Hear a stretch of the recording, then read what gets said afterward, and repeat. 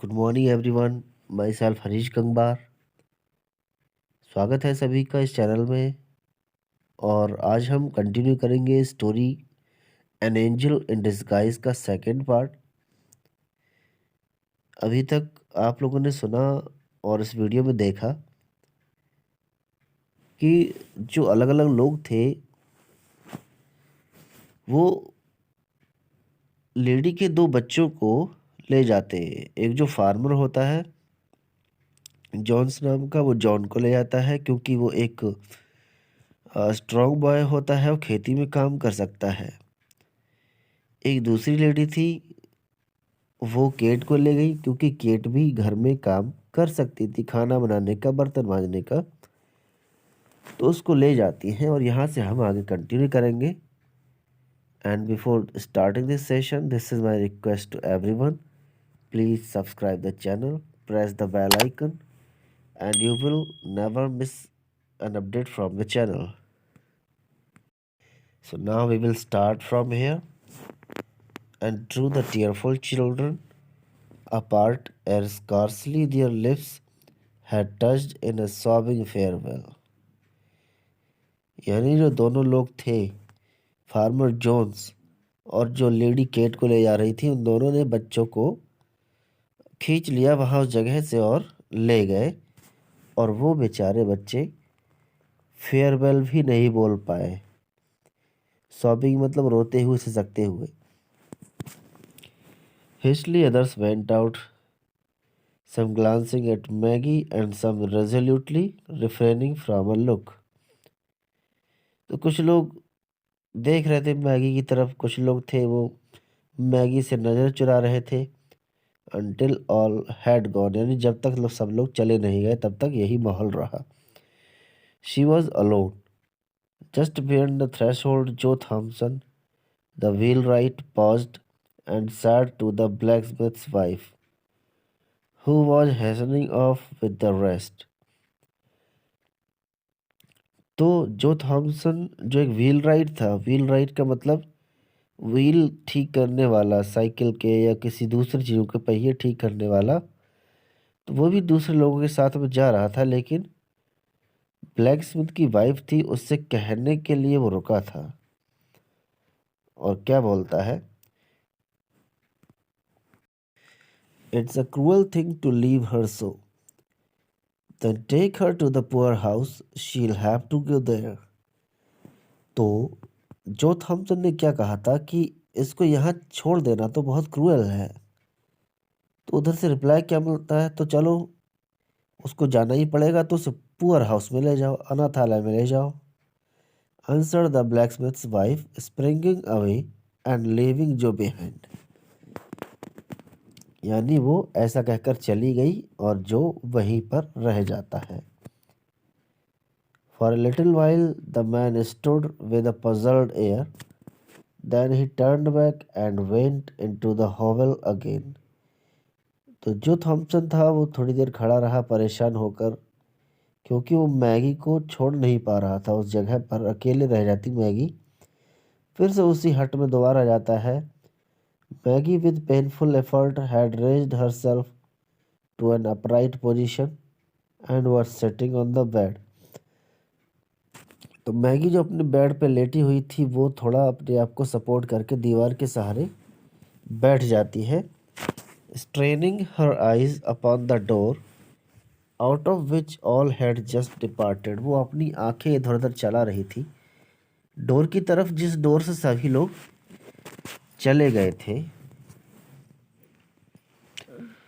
A vague terror had come into her thin white face. Vague means non clear. एक डर जो उसको सता रहा था, उसके सफ़ेद चेहरे पर साफ साफ दिख रहा था। कौन सा डर? घर में अकेले रह जाने का। तो वो क्या बोलती है, oh mister Thomson, she cried out catching her suspended breath, don't leave me here all alone. क्या बोलती है, मिस्टर थॉमसन मुझको यहाँ पर छोड़ के मत जाओ। Though rough in exterior, Joe Thompson, the wheelwright, had a heart and it was very tender in some places. The narrator wants to say कि जो थॉमसन का एक्सटीरियर था, मतलब जो उसका लुक था, वो ज़्यादा अच्छा नहीं था, लेकिन फिर भी उसके अंदर जो सीने में दिल था वो उसमें बहुत सॉफ्ट था। मतलब वो अपने हार्ट से बहुत सॉफ्ट था और इसी वजह से वो उसके पास रुका था।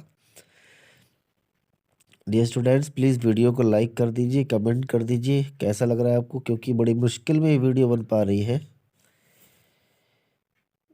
He liked children and was pleased to have them come to his shop, where sleds and wagons were made or mended for the village lads without a draft on their hoarded sixpences.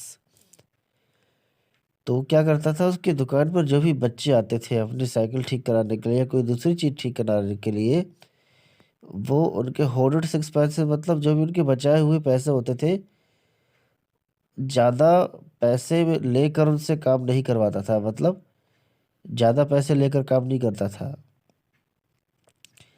तो Maggi से उसने क्या कहा, no dear, he answered in a kind voice, going to the bed and stooping down over the child. तो bed की तरफ जाता है और बच्ची के ऊपर खड़े होकर बोलता है, you shan't be left here alone. क्या बोलता है, नहीं नहीं, तुमको यहाँ पर नहीं छोड़ा जाएगा।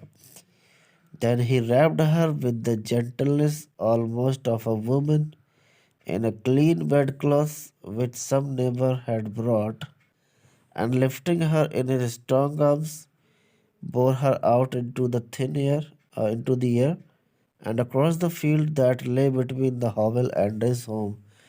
तो देखिए जो थॉमसन ने क्या किया, जब वो अकेला रह गया और वो बच्ची अकेली रह गई, तो उसने क्या किया, उसको उस बेड क्लॉथ में यानी चादर में लपेट कर अपने हाथों में उठा लिया और उसे अपने घर की ओर ले जाने लगता है। तो ये जो थॉमसन की क्या हार्टफुलनेस को दिखाता है, उसके सॉफ्ट हार्ट की वजह से ऐसा होता है।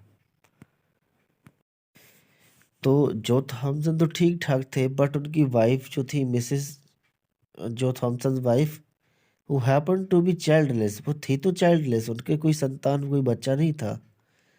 Was not a woman of saintly temper, लेकिन उनका जो टेम्पर, उनका जो नेचर था, वो अच्छी और जैसा नहीं था। Nor much given to self denial for others good, और दूसरों का भला करने के लिए अपने आप को वो डिनाई नहीं करना चाहती थी, मतलब अपनी बात को नीचा नहीं करनी चाहती थी। एंड जो had well grounded doubts touching the manner of greeting he should receive on his arrival, और जो को ये साफ साफ लग रहा था कि मैं जब घर पहुंचूंगा तो मुझे कैसे ग्रीटिंग मिलेगी। ग्रीटिंग मतलब मेरा वेलकम कैसे होगा घर पे, जो वाइफ होगी वो बड़े सवाल लेकर खड़ी होगी कि इस बच्ची को यहाँ पर क्यों उठा लाए हो। Mrs Thomson saw him approaching from the window and with ruffling feathers met him a few paces from the door as he opened the garden gate and came in. तो मिसेस थॉमसन अपने मकान की window से देख रही थी कि जो थॉमसन है वो अपने हाथों में एक बच्ची को लपेट कर ला रहे हैं। तो गार्डन गेट को जैसे ही खोला और वो अंदर आए, he bore a precious burden and he felt it to be so. अच्छा, जो थॉमसन थे वो तो अपने हाथों में ऐसा लग रहा था कि बहुत कीमती चीज को उठाए हुए हैं, और उन्हें ऐसा लगता भी था। As his arms held the sick child to his breast, a sphere of tenderness went out from her and penetrated his feelings. तो जैसे वो बच्ची को अपने सीने से लगाए हुए थे, उठाए हुए थे, तो वो जो लड़की थी उसके अंदर से भी फीलिंग्स निकल रही थी। A bond had already corded itself around them both and love was springing into life. तो मिस्टर थॉमसन और मैगी के बीच में पहले से ही एक बॉन्ड बन चुका था, फीलिंग का, एक लव का बॉन्ड। ठीक है स्टूडेंट्स, आज की वीडियो यहीं तक फिनिश करते हैं। इसको देखिए, आप लाइक करिए, शेयर करिए, इस वीडियो को बनाने में बहुत मेहनत लगी है क्योंकि आवाज़ निकल नहीं पा रही है। Okay, thanks for watching.